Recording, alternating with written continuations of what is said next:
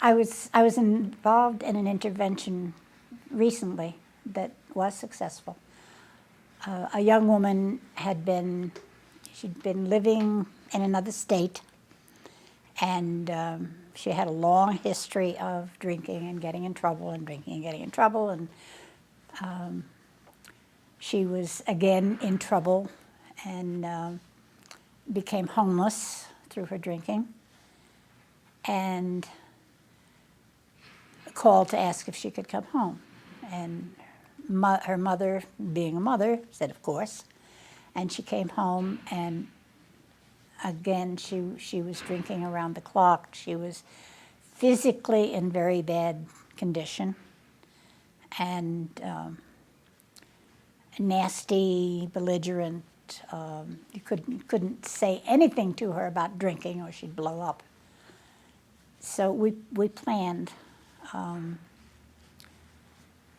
Her sister, an ex-boyfriend, because the most current boyfriend was in another state, so brought in an ex. Her mother, her fathers, a couple of aunts and uncles, neighbors were all part of the group that came to tell her how much she was loved and how much they hated to see her in the condition that she's in.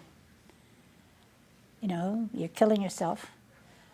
And then each one of them gave a specific example of something an incident that she had done, something she had said to them, something she had done to them, which hurt them deeply.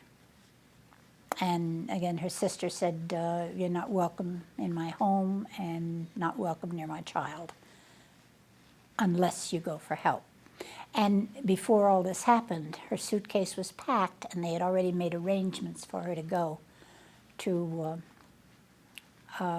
sobering up, detox center.